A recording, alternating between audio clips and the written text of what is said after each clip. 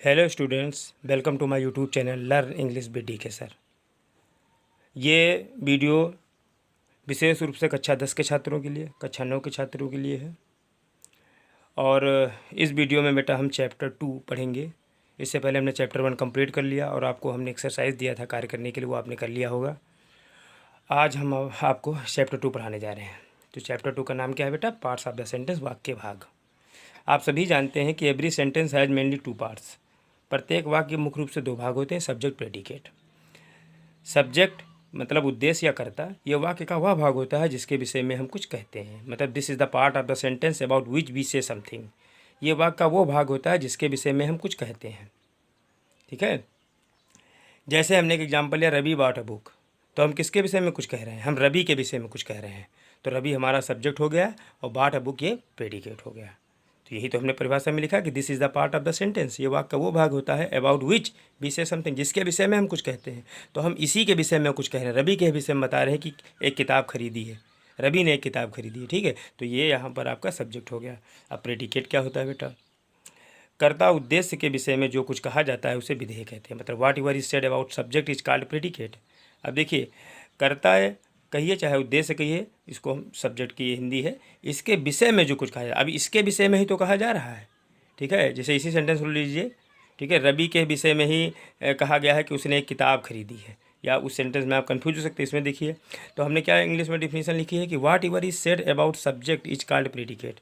मतलब जो कुछ भी, व्हाट एवर माने जो कुछ भी कर्ता के विषय में कहा जाता है वो प्रेडिकेट होता है। जैसे यहाँ पर एग्जाम्पल देखिए, the boy bath in the Ganga. लड़का गंगा में स्नान किया, लड़के ने गंगा में स्नान किया। ठीक है, तो लड़के ने क्या किया है? लड़के ने गंगा में स्नान किया। तो गंगा में स्नान किया, ये किसके विषय में कह रहा है? ये बेटा कह रहा है सब्जेक्ट के विषय में। तो ये आपका प्रेडिकेट हो गया। ठीक है, तो ये होता है सब्जेक्ट और प्रेडिकेट। तो सेंटेंस बराबर क्या होता है बेटा? सेंटेंस बराबर होता है सब्जेक्ट प्लस प्रेडिकेट। यानी सेंटेंस में 2 चीज़ें होंगी, सब्जेक्ट और प्रेडिकेट। आशा करते हैं कि आपकी बात समझ में आ गई होगी। अब देखिए बेटा, इम्परेटिव सेंटेंस जो होते हैं, इम्परेटिव सेंटेंस में सब्जेक्ट यू छिपा रहता है।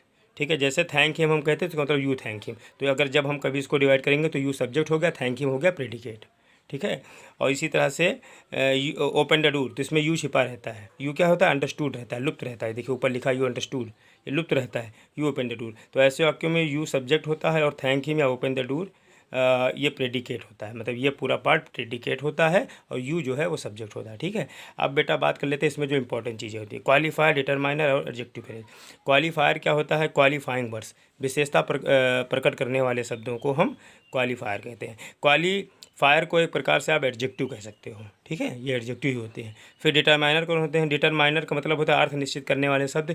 इसमें बेटा आपके आर्टिकल तीनों आते हैं, ए एंड द, और इसके अलावा some, any, much, few, several, etc, this, that, these, ये सब आते हैं। ठीक है, और ये डिटरमाइनर हैं। ठीक है, ये अर्थ निश्चित करते हैं। तो जैसे हमने कहा दिस बॉय, तो यह लड़का।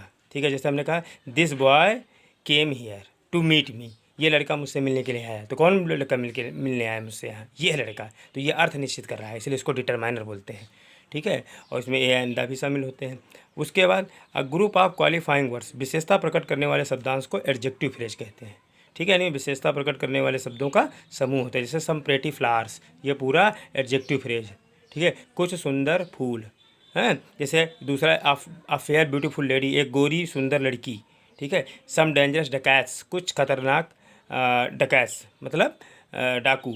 ये सब हमारा क्या है? एडजेक्टिव फ्रेज है। ठीक है, तो ये बातें आपकी समझ में आ गई होंगी। बाकी आप अपनी किताब में डिटेल में इसको और आगे पढ़ सकते हो।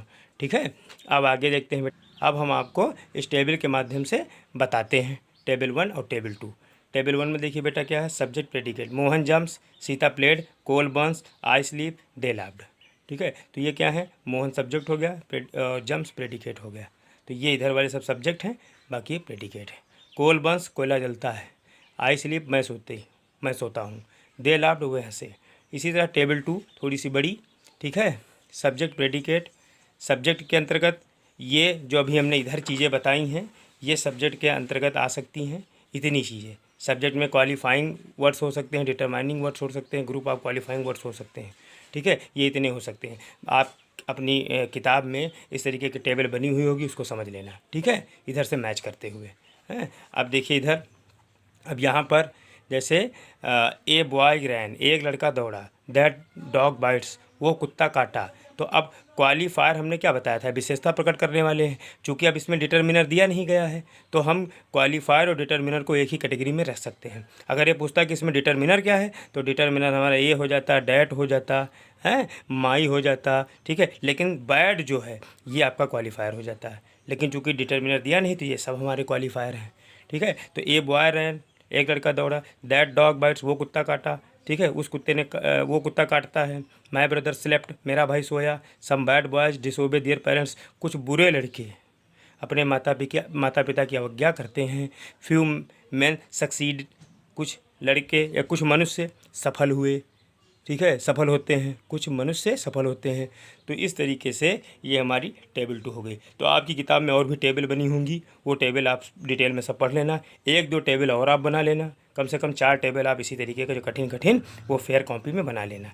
ये हमने टेबल 1 और टेबल 2 बनाई है। आप और 2 टेबल और, कम से कम 2 या मैक्सिमम 3, ठीक है। तो 3 टेबल बेटा आपको और बनानी है इसी तरीके की। आप बढ़िया अपनी कॉपी में बना लेना, उनको समझ लेना, ठीक है। उसके बाद हम आपको डायरेक्ट क्या पढ़ाएंगे, उसके बाद हम आपको सीधे जो है रीऑर्डरिंग ऑफ वर्ड्स पढ़ाएंगे, ठीक है, कैसे शब्दों को पुनः व्यवस्थित किया जाता है। और यहीं से आपका 2 नंबर का पहला क्वेश्चन बोर्ड परीक्षा में आएगा, सेकंड पेपर में, ठीक है। तो आशा करते हैं कि ये आपकी वीडियो समझ में आ गया होगा, ठीक है। इसको आप फेयर कॉपी पे लिख लेना, चैप्टर 2 नाम देकर, ठीक है। और ये पूरा विधिवत आप अपनी फेयर कॉपी पे लिख लेना, ठीक है। इसको हम चेक करेंगे बहुत जल्द, ठीक है। आपकी कॉपी हम देखेंगे एक तरफ से। Okay, thank you and wait for the next video. Okay.